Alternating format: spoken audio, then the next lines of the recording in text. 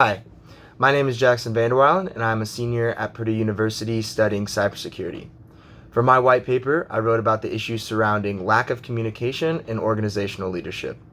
Lack of communication and leadership can lead to poor relationships with employees or members of the organization that in turn will lead to unclear goals and lack of motivation for members of the organization. This lack of communication and leadership can lead to less success in an organization. To prevent this, leaders must have the communication skills necessary for success in the organization. Organizations need communication from leadership roles to give employees the goals to be successful. One study aimed to show the importance of communication in 2 4-star hotels in India. The sample was 65 employees from both 4-star hotels. The first set of data collected showed the ranking of current information sources that were being used by the hotel.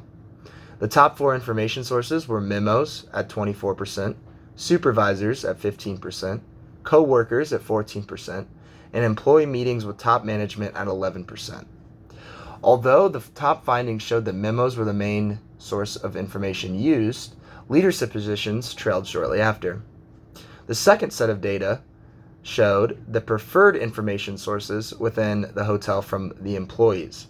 This time, the top preferred information sources were memos and employee meetings with top management at 16%, supervisors and training at 12%, and supervisors at 13%.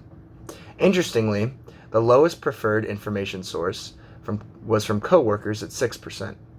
This data shows the importance of leadership positions for organizational communication in both hotels, current usage of these sources, and the employees' preferred uses of the information sources. The employees, though, preferred meetings with top management as the first source of information. The importance of leadership communication in organizations is apparent based on the previous study. For organizations to be successful, leaders need to provide the necessary information to employees to meet their individual and organizational goals.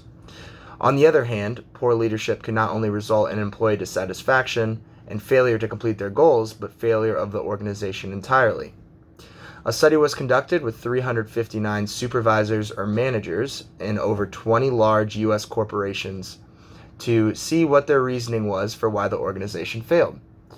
The study used a questionnaire to collect the data. The findings showed that the number one cause of organizational failure was communication meltdown.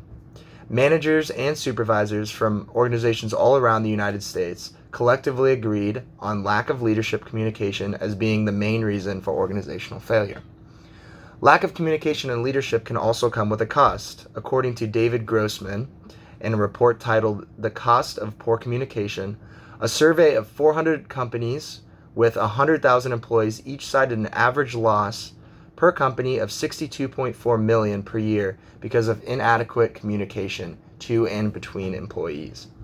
This number is quite astounding just from the ability of employees of an organization to communicate.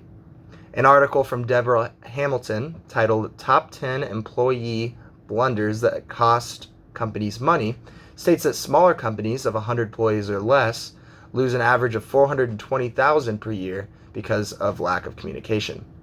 These studies show the side effect of lack of communication from leadership positions in organizations. Both small and large companies can lose large amounts of money without the necessary skills by leaders to successfully run the organization. To combat these problems, a solution must be implemented for leaders to communicate successfully in an organization. I learned that for leaders to be successful, they must have the correct communication skills, the necessary communication skills. These skills being the ability to adapt communication styles when necessary, having a balance between giving and receiving information, displaying transparency between employees, being empathetic, showing an open body language, and receiving and implementing feedback. With this, leaders can help set strategic goals for the organization while motivating individuals within the group to successfully carry out the assignments in service of these goals. Writing this white paper has given me the experience that could be of use in the future. Conducting secondary research, developing a solution to a problem, and writing the white paper itself are all things I can take away from the process.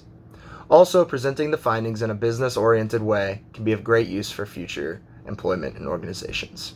Thank you.